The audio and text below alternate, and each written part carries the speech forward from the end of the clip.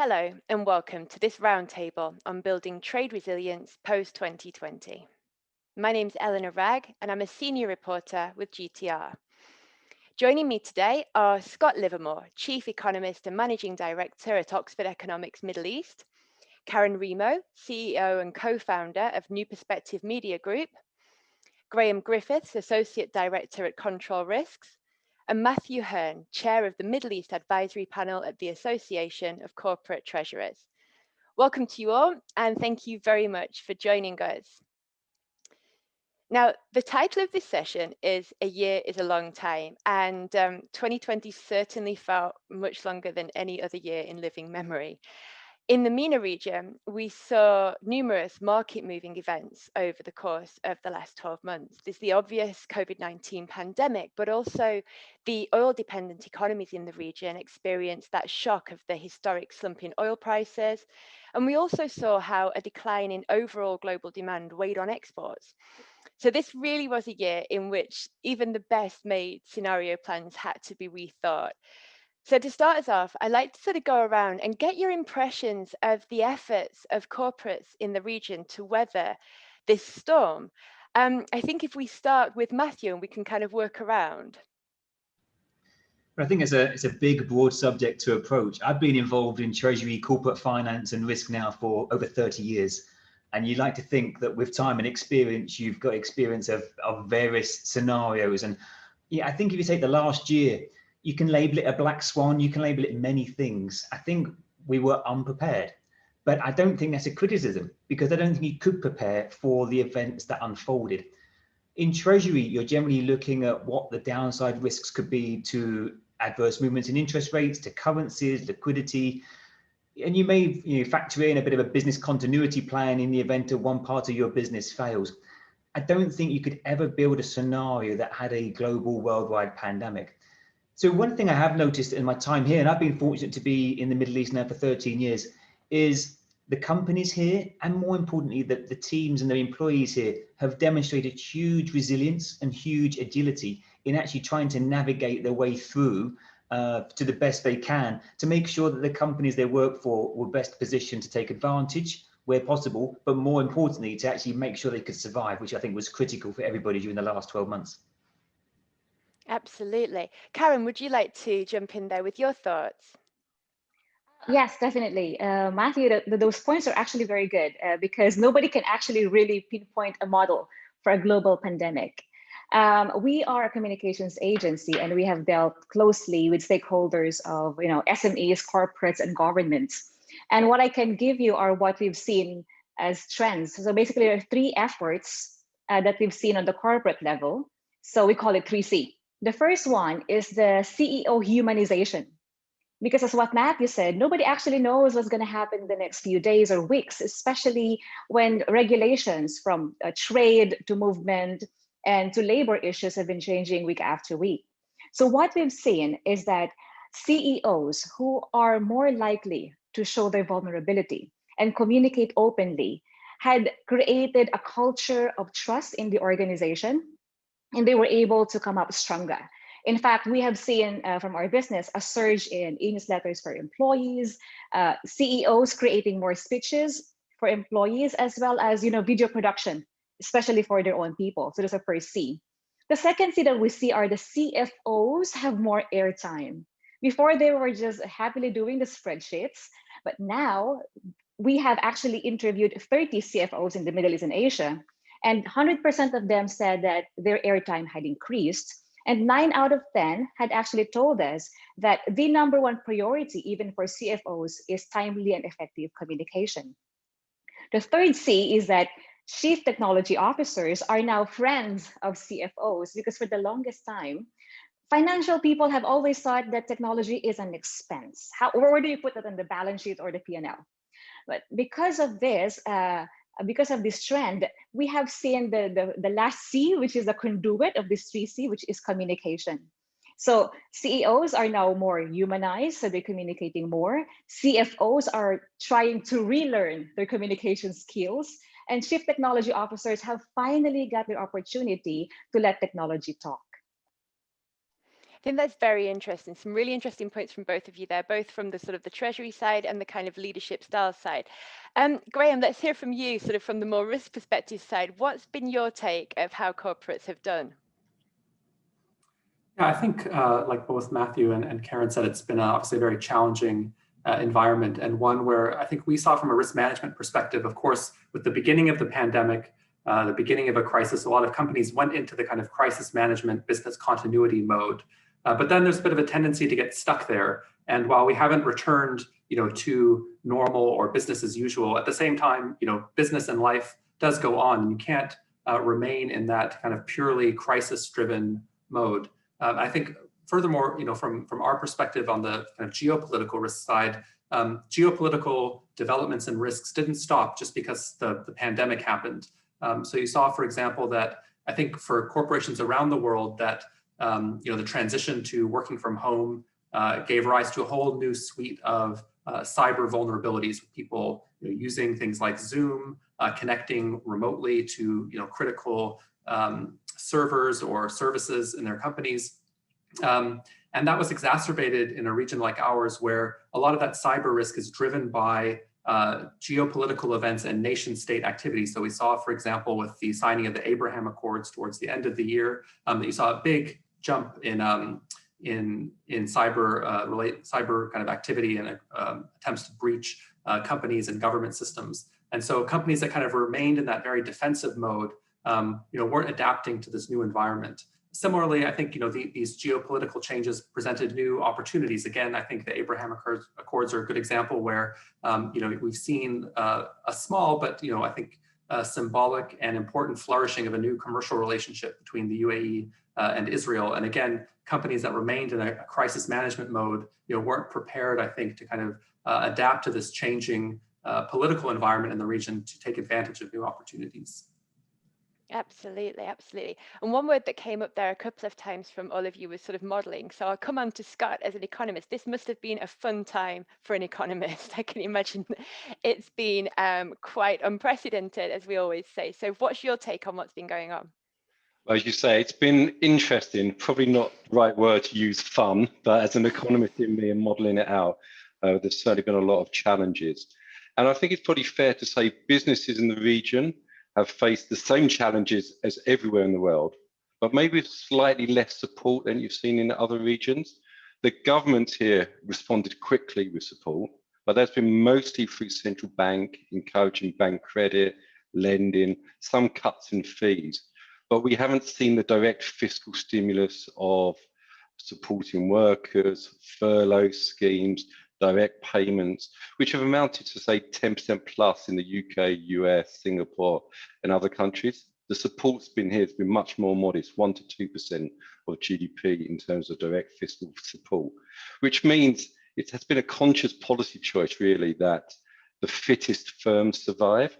So firms have had to be robust, nimble, innovative, whether that's putting workers on unpaid leave, whether it's cutting costs, cutting staff back, adjusting to new realities, whether it's social distancing in restaurants and bars, whether it's the ramp up of online delivery services through different platforms. And we've seen that happen quite a lot, and activity be supported within the region.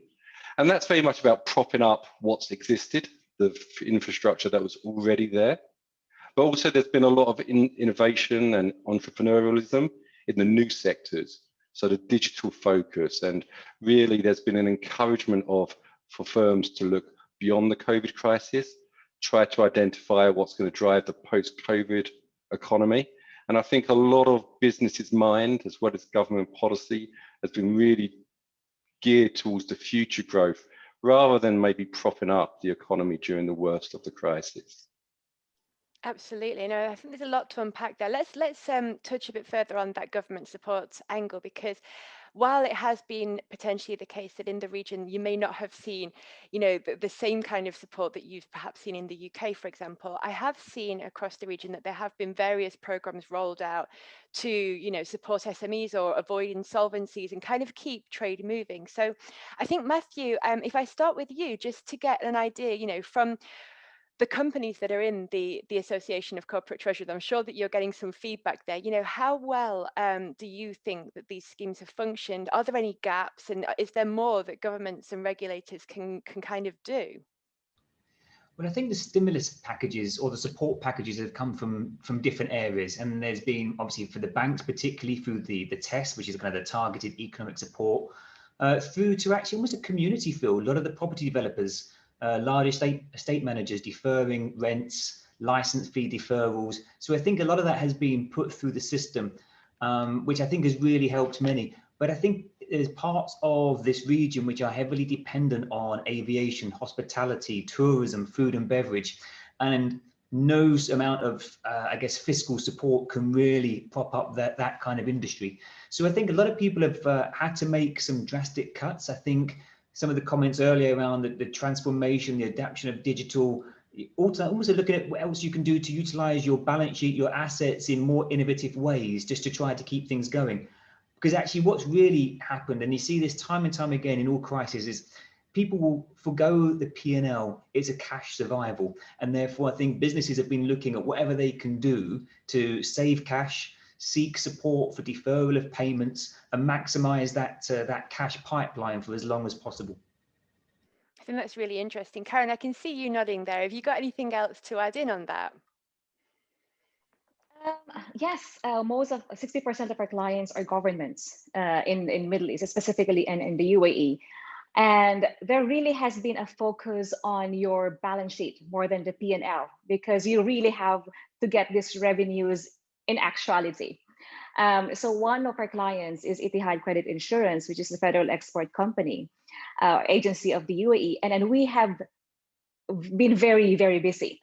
Like in terms of efforts, we had been twice busier than the previous year.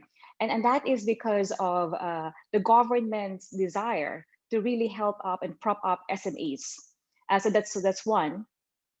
With regard to the government support as well, we have been beneficiaries of the labor laws and the laws that's been extended by the government, and the flexibility, you know, as a business owner. During the time when you don't know if people are going to pay you, you had the luxury, or not the luxury, you had the flexibility to adjust payments, not only to suppliers, but more so to your people. And again, while it really hurts, because drastic cuts not only relates to technology or to hard assets, but more so to your people, you have got the support of the government by law that you can actually do this. So for us, it's been very helpful. Excellent. Graham or Scott, do you have anything more that you'd like to add in on this? Yeah, I can. I think I kind of maybe kind of pull the camera back a little bit and kind of look at the broader context where, you know, since the oil price decline that we saw in 2014, 2015, you've seen particularly governments of oil producing states here in the Gulf begin to try to adapt to this new low oil price environment. And there were lots of pretty consequential, I think, and important steps that were taken over that period. You saw subsidies being cut in most GCC states. You know, a couple of states begin to move on implementing VAT. But really, you know, the efforts that were made were important, but they kind of didn't really change the overall fiscal picture. And I think they didn't kind of fully transform, you know, the kind of business and operating environment here. It was still one where you know, there's still quite a few barriers to foreign investment. You know, still a kind of fragmented regulatory environment between, you know, some countries that have extensive but fragmented free zone systems. You know, other countries who are still struggling to adapt, I think, their companies and labor laws to meet kind of the needs of the contemporary world. And so this crisis has kind of been another jolt in that direction. And we've seen, once again, some governments responding, I think, more adeptly and more agility to try to, you know, increase the attractiveness of doing business. I think obviously the UAE has probably been a leader in that regard, but other countries that I think really struggled to internalize how much the world is changing and how, you know, the low oil price environment that we've seen for the last, you know, 5-6 years, you know, could be here to stay for much longer, and they really need to, you know, make those difficult adaptations if they want to kind of remain fiscally sustainable. So, you know, I think there's still a long way to go in this region in terms of, I think, governments coming to terms with the types of difficult choices that will have to be made, and also difficult reforms that will have to be implemented to kind of continue to make this an attractive place for international businesses to operate. Excellent. I think there's a really good point there as well about the business environment. There's a World Bank report that came out recently, and it's titled Trading Together, Reviving Middle East and North Africa Regional Integration in the Post-COVID Era. Quite a long title. Basically, it says, and I quote, that MENA's economic and trade integration, both within the region and the rest of the world, was already underperforming before the pandemic. And it points to political economy obstacles that are preventing this cooperation, and also points to challenges with logistics and the business environment. Scott, where are the gaps there, and sort of what impacts could this have? I think, Graham's touched on a few of the points there, but just from your perspective. Well, so I think Graham touched on some points, and you highlighted there. And in some countries and some parts of the region, the COVID pandemic, the low oil prices, may be a positive force for change. I think the countries across the region realise their model of oil dependency, rentier state, with the public sector employing lots of nationals and guaranteeing jobs, was no longer going to work. And that's promoted quite a lot of change. So Graham mentioned it already. Some countries have turned outwards and become very much welcoming to expat money and expat skills and talents, be it the UAE or Qatar, and really focusing on the integration of the international economy locally. Other countries such as Kuwait and Oman, for different reasons, have become a little bit more insular and turned inwards and kind of wanting to replace the role of the expat. And this journey has a little bit further to go. And I think even within this optimism, there is some risks of success not being achieved, because each country is operating as an independent country, and you're likely to see increased vision competition, whether it's Riyadh trying to attract businesses from Dubai. And there is a risk that we don't achieve what the World Bank was trying to highlight, and further integration and work in a synergist way. And you increasingly have a situation where countries implement their reforms, maybe with not enough consideration of what's going on with the rest of the region, and end up exacerbating competitions between or among themselves, rather than specializing, focusing on where they have comparative advantage, building an internal market, which will eventually strengthen businesses in a pan-Arab sense, which also help them compete in the wider world. Excellent. Matthew, from your point of view then, what's your take on the current challenges around logistics and the business environment? Are there any indications that countries are kind of rethinking their policies to smooth the way? I think it's something that's sort of front of everybody's mind. And I think, just to pick up on something that sort of Graham and Scott alluded to, I think the governments in the region have been looking at their fiscal policies now for a while. And I, for one, on behalf of kind of the ACT, think the introduction of a VAT system makes perfect sense. You need to start building out fiscal levers that in future generations you can move to balance the books. You can no longer be dependent on an oil-based economy, typically linked to like a 1970s economic model. So I think it's a step in the right direction. And I think there are probably other sort of fiscal levers, tax elements that could be introduced, because all of these are building out the new critical infrastructure to try to attract new business sectors that don't necessarily have size and scale here. And so if you take a big picture approach, it's what are the pillars of the economy that you need to invest in, that you do have a robust, a dynamic and a vibrant economy for future generations. And I think that's where it's incumbent upon expats, but also for us to kind of impart our knowledge, training and upskill of UAE nationals and other nationals from the GCC to really drive this agenda forward. I think when we start looking at supply chain generally and just supply and trade, you've seen huge investment, particularly here in the UAE, in the Jebel Ali Free Zone, in the Kizad port here in Abu Dhabi, together with two huge new international airports, one in Dubai, one in Abu Dhabi, which I think are catered and ready to actually propel a growing trade agenda. This part of the world has always been, I guess, geographically at that fulcrum of East meets West to take advantage of trading opportunities. And I think you're going to see more of that. I also think this part of the world is also uniquely positioned to benefit in a post-Brexit world, because many UK companies now that will be looking for new trading partners outside of the European zone will be probably wanting to head east, either into India, into China, and obviously coming via the Middle East, and the GCC makes perfect sense. Absolutely. Now, one of the comments that was brought up was sort of around, I think it was Graham, you talked about, there's been some real progress on the political front. We've seen sort of the Abraham Accords, for example, and various others. However, this remains a region that has had in the past sort of various regional and local tensions, which can prevent further cooperation. From your perspective, has the pandemic and the other events of 2020 sort of served to heighten those tensions, or conversely, has it made it so that, countries look past their differences and say, right, okay, we now have a common aim? Which side is the region falling on at the moment? Yeah, I think, unfortunately, despite the fact that at the beginning of the pandemic, we saw maybe a couple of pieces of outreach in terms of medical assistance between countries that are otherwise antagonists, the pandemic hasn't really changed, I think, the fundamental divisions that are present in the region.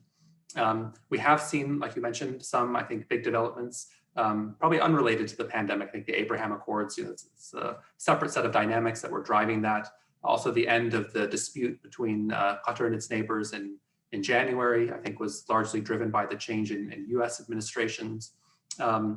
So I think there is some cause for optimism that change in U.S. administration, I think some recalculations on the part of some of the main regional actors, Saudi Arabia, UAE, Turkey, Iran, there's, I think, some new appetite for trying to find a way to move past a few of the kind of longstanding divisions in the region. But to a large extent, those kind of divisions remain in place. If we look just at the resolution of the Gulf dispute, I think the UAE has been quite frank about saying that they're happy to follow Saudi Arabia's lead. They're optimistic that things can change, but that it's going to take time to rebuild trust.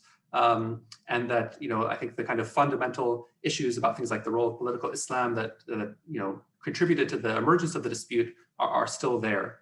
And then I think when you look internally at countries, we had almost a kind of mini Arab uprisings 2.0 in 2019, where you had major waves of protest in Iran, Iraq, Lebanon, Algeria, Sudan. And then with the pandemic, that was kind of tamped down because of the imposition of lockdowns and other pandemic-related measures. But if anything, the pandemic has just exacerbated those underlying kind of structural pressures that led to those uprisings. And we're seeing that as these pandemic measures are being rolled back, that unrest is once again reemerging. There's been protests recently in Lebanon, in Tunisia. And so I think these kind of structural factors, the economic fragility of a lot of countries in the broader region, it's going to be a very challenging period going forward. As countries try to grapple with the kind of lasting economic damage of the pandemic. Yeah. And Karen, if I could, yes, sure, go ahead. Yes. Sorry, I'd like to follow on what Graham had mentioned, which is a very interesting topic, because there has been so much changes happening over the last few months, especially, for example, in the UAE, where we have change in the immigration laws, where the government is now going to offer passports and UAE nationalities to expats. There's a golden visa rule. Visas are also extended to students. They can now sponsor their families in the country. It addresses two main issues, actually. So the first one is the fundamental, because it's primarily 85% expatriates who are in the country. And one of the fear of people when they are in here is the volatility of the market, because expats tend to come and go. By addressing the long-term stay of people here in the country, and it's expected that this is going to be carried on as well in the region, is that you have more stable population who's going to stay here for a long term. And in fact, we have released today a report on behalf of Luta Holding, one of the largest real estate players in the country, where it has mentioned that one of the top drivers for growth in the real estate would be this immigration laws, this nationality laws. So, and of course, the Abraham Accords and the rekindling of relationship with Qatar. Now, the number one factor for business is sentiment. It's the positive sentiment. We should have the confidence. And when there's confidence in the market, then it overflows to consumption and it goes back to economy. Absolutely. No, I think those are really good points. And it's interesting to hear from you as well, as an entrepreneur in the region, sort of your take on the confidence level, the sentiment level. So that's a very interesting point. I think moving on, as we talk about confidence of companies and sort of that stability, we touched on earlier sort of, companies thinking about their balance sheet, right? Kind of trying to monitor their working capital, shore up their supply chains. I wanted to get a feel from all of you what the key trends have been around that. There's an awful lot of different ways that companies can kind of get a handle on their balance sheet, be that digital, be that sort of cost cutting and so on. So what's been the sort of the main trends there? Scott, would you like to kick us off? Well, at the moment, it's been two trends. Firstly, cut costs, because there's not much you can do about demand in the current climate. So it's really about cutting and rationalizing, and hopefully doing that in a sensible way. So you're preparing for the future and you're not just taking an axe to everything. But really, you have to get your costs in control. Otherwise, you'll continue to hemorrhage cash once the markets are weak. And despite that, most companies in the region, most companies in the world will have a cash shortfall. So they'll be looking to raise cash and to fill those gaps and plug those gaps. And that's where some of the policy in the region has been quite helpful. Matthew mentioned the test schemes that really support extending credit by banks and encouraging banks to continue to do that. Hopefully, the money's being used wisely, building for the future, as I say, rather than just put the finger in the dam, as you like, because that only kicks the crisis down the road. Because I think the unfortunate truth is, as we've seen at the beginning of this year, when we looked like we had been recovering, the recovery is going to be very uneven, very bumpy as we go back to pre-crisis levels.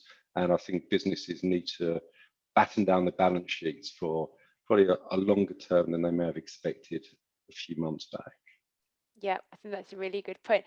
Matthew, from your perspective, are you finding that, finance is available to kind of help companies get their, export their way out of a tough spot, or sort of, like Scott said, batten down the balance sheet? Are the banks lending? Is the money getting to where it's needed? So I think, unlike, I guess, the last crisis, let's say it was the financial crisis, the banking and the banking system has remained open, interest rates have remained low, and the investor appetite and the sheer amount of liquidity that's out there has meant that actually good businesses have been able to borrow money. And I think you saw that with many of the large companies and the SMEs here. As soon as things started to go strange, go odd, sit down with the leadership team, look at the commercial part of the business, align a financial strategy to support it. And most of that said, okay, let's draw down on our existing facilities, and where we can, let's go and raise new money. Now, I think the crisis as well has also been a catalyst that means it probably brings forward the demise of many old businesses or poorly run businesses. And you're seeing a big distinction between businesses that are well run and well managed and those that haven't. Because almost to Scott's point, cost cutting only goes so far. If we go back to the last financial crisis, those companies that cut costs and headcount too severely, when it turned, they had to hire and it became more expensive to do. So I think you've actually got to start looking at really what the long-term implications of any of your cost-cutting measures are. I think organizations here are driving efficiencies. They're trying to get more effective operations. They're also trying to look at what the in-country value. What can they do with businesses that are local to actually try to minimize any kind of the export issues, delays in shipping, delays in supply chain, and just leveraging off the community of businesses that have been built here. But I think one thing that has become really apparent, and I think Karen highlighted this beautifully in her opening part, is CFOs and treasurers have more airtime with the executives now than ever before. But the challenge is they expect you to have a crystal ball. And so one thing I'm advocating to all the treasurers is, you have to adopt this with a sense of humility. You just don't know the answers because we haven't been here before. All you can do is impart your best experience from a practical and a professional perspective on the options that are available. And we've seen some amazing demonstrations of that with many large companies, family offices here who have really risen to that challenge. And I actually think we'll come out of this in a much stronger position. Absolutely. So humble CFOs and humble treasurers will guide the way. I think that's fantastic. Now, you mentioned there about the demise of old businesses, the demise of the old way of doing things. One of the trends that I've seen I think globally, really, during this pandemic has been this flight to digital. It hasn't necessarily been out of choice, it's been out of necessity. And in the years that I've been covering the MENA region with GTR, often when I speak to people, they do sort of talk about the region as being something of a digital laggard, as being perhaps, it's not in the same way as Hong Kong or Singapore, where you have, fintechs everywhere and blockchain. Is this changing? Are we seeing now that there's this recognition of the need for digital going forward? I think, Karen, you've probably got some input there. Yes, one of our divisions, at least in the publishing, we used to have 20% of our income from digital. In 2020, it has doubled to 40%. But that's also because the overall revenue had shrunk a little bit because of the crisis. But nonetheless, we have seen a sharp increase in digital business. Now, that is not only representative of our business, but also the clients that we're representing. Now, two things that we have seen on the trend of digitalization is the first one is that it's not just about digitalization or digitization, it's also about the business model. Because no matter how good you are in technology, if the business model is really weak, it won't really work. This pandemic has highlighted or amplified the cracks on the business model. So we cannot rely basically on technology to make our business survive. And the second thing that we have is the good news, because very, very few people are very good in technology nowadays. Why? Because even social media as a business had only been here not less than 10 years. So anybody who's doing it now is actually just a few years late compared to the others who have been doing it. So people should not be afraid of technology or digitization because we are all just starting up at, almost at the same time. Absolutely. I think that, yes, go ahead, Matthew. There's an interesting aspect relating to trade, because trade has historically just been a very paper intensive, labor intensive process. Everything from letters of credit, bills of lading, and obviously a pandemic where nobody wants to touch anything has accelerated that need for digitalization. And how do you get goods moved across with digital tracking, digital payments, and being more effective? And so we're seeing a huge move to that regard, which I think is fascinating. Because actually, I think that you're quite right. In this part of the world, we maybe have relied on a cheap abundance of labor, which has probably questioned people to spend significant capex on significant IT developments or going digital. I think one thing we have seen, and I think it's going to be really interesting how this pans out, smaller companies have far more agility to adopt digital than larger companies, because it's how you connect to all of the other interrelated systems that you host and everything else. So, I think you're going to see an emergence of a lot of SMEs probably taking leading roles and stealing the march on many of the large corporates, even the large financial institutions in trade, because they're able to adapt and embrace technology at a much faster rate because they don't have the burden of so many legacy systems. And I think that could be a fascinating view as we go into this year and next. Excellent point. I think one of the other things that I've seen a lot during the last year is that, with any sort of massive global event, you do see fault lines appearing, or things are revealed that were perhaps there under the surface. One of the things is inequalities, right? Be that between SMEs and large corporates, be that between certain groups of the population and so on. I think I'd like to hear from you all really about, whether this has been the case in the region. Has this kind of exacerbated inequalities in trade, in business, and what's being done to sort of address this? I think maybe Graham, if we start with you. Sure. I'd maybe start addressing this on the kind of level of states in the region. So one of our themes for the year is the kind of what we're calling long COVID, and the kind of very disparate pace at which different countries, different organizations are going to emerge from the pandemic.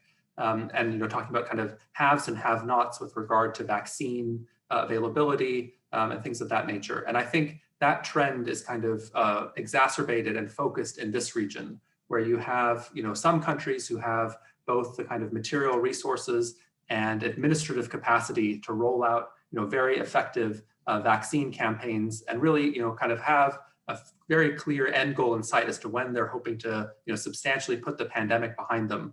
Whereas other countries, I think it was maybe a World Health official or someone of that kind of nature who said, for a country like Yemen, to be frank, COVID isn't the #1 priority. It might not even be the #1 infectious disease priority, given that they've suffered from cholera and dengue kind of outbreaks in the past couple of years. And so, for some of these countries mired in conflict, they simply have no capacity to, monitor, understand the extent of the pandemic, or mount a vaccination campaign. And even countries that are more stable but are kind of suffering from economic fragility also kind of lack the resources and the administrative capacity to roll out any effective response to the pandemic in the near term. And so I think you're going to see that kind of inequality gap between states in the region widen over the coming year. And I think that should be of a concern even to the wealthier, more stable states who are emerging from this more quickly. And I think it's going to be a real question for especially the Gulf states as to what extent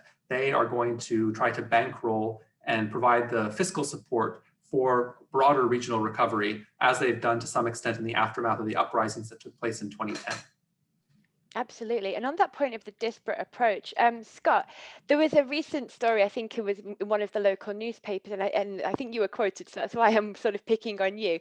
This kind of different way of balancing pandemic containment and supporting the economy, right? So if we think back to last year's GTR MENA conference, everybody was talking about Dubai Expo 2020. Obviously, that's been postponed.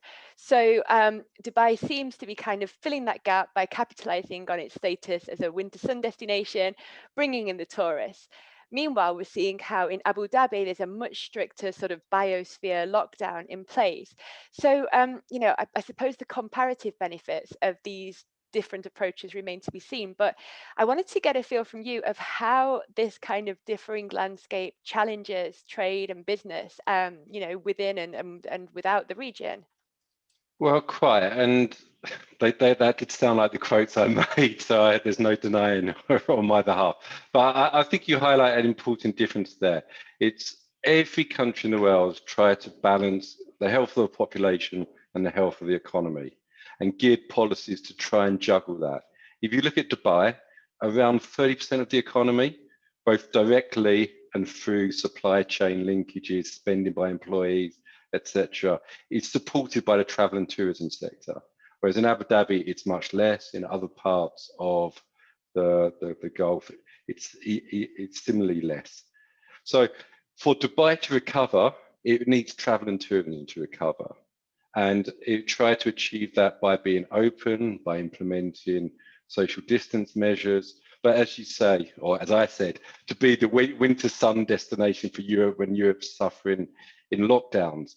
And that at the time was the right strategy when we seemed to have the virus under control. It wasn't so applicable to Abu Dhabi because it doesn't have that kind of tourism as the regime. But as we see, as has been said by economists commentating on the virus all around the world, is if you don't manage the health of the population, then you've got no chance of managing the health of the economy. And as we saw now, the virus has got a little bit more out of control in Dubai, that the authorities are reining back in, really rolling out the vaccine measures, try and get as much population vaccinated to have Dubai as a safe place to go where people aren't concerned about getting the virus. And then I think the economy will open up again because it really does need travel and tourism to pick up in order to generate the recovery from the crisis, where the pressure and the reliance on travel and tourism, as I say, is probably slightly less in other parts of the Gulf. Excellent. And sort of continuing with our theme of disparities and inequalities, I'd like to turn to Karen now, because I know that you've been outspoken about the challenges faced by women-owned businesses and women entrepreneurs in the region. Is this a gap that we have seen widen as a result of the events of 2020? Or conversely, has this been an opportunity to kind of close that gap? Oh, this is very interesting. I have been speaking on behalf of the women for a couple of years now, especially, for example, for She Trades, which is an initiative of ITC, a World Trade Organization. And what I can say is that even before the pandemic, women always had the onus of taking care of the elderly, of the kids, of the house chores without pay. So women always bear the responsibility of doing all this. Now, this is more apparent now during the pandemic. Now, there are around 1.5 billion children who are currently at home because of the COVID-19. So who's going to teach them? So it all boils down to women in the workforce or in the entrepreneurship arena. So women are definitely affected, whether you are an employee or an entrepreneur. Now, this is alarming because a few months ago, there was a study done by LinkedIn and McKinsey, which showed that 1 out of 4 women are actually thinking of downshifting their career, or totally leaving their career. Now, because entrepreneurs usually work 12 to 18 hours already, even before the pandemic. Now with caring and doing all these things, now you have to extend your working hours to be able to remain competitive, especially if you are in a trade business. And while doing this, you also risk stresses mentally and physically. And as what Scott said, to manage the health of the economy, you have to manage the health of the population. And a big percentage, a majority of people in the Middle East are women. And so having said that, so there is a big need to take care of women needs, because we are taking care of needs of the families. Absolutely fantastic. I think that there's another question that I'd like to kind of get a feel from all of you, and that's been about the collaboration and cooperation within the business and the trading community.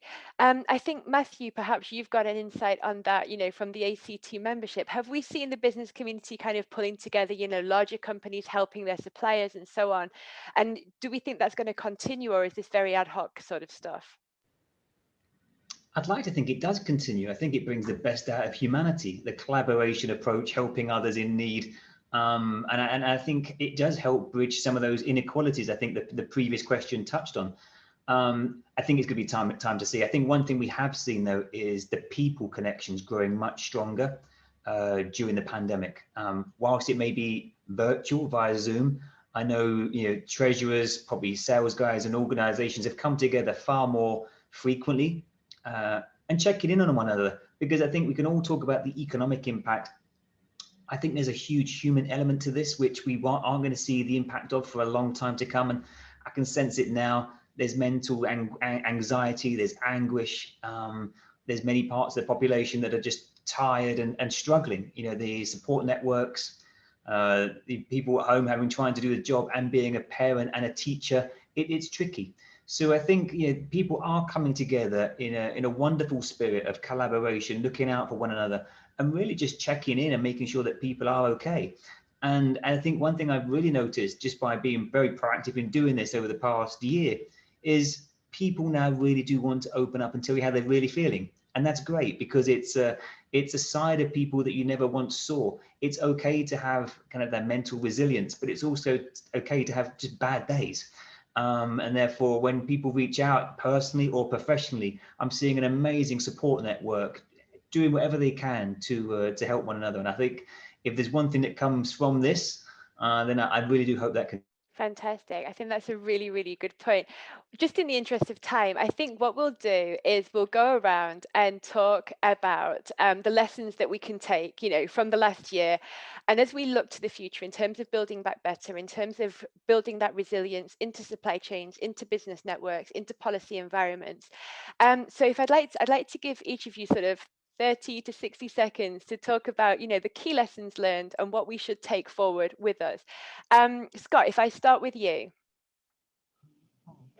Oh, that's a big open question. So perhaps I'll look at it through what the government can do to enable growth and recovery. And I think we've all touched upon it through the conversation. It's not just about protecting what exists, it's about building for the future, even in a crisis. So Matthew highlighted that strong businesses have survived, and they arguably could be ready for a stronger period of growth.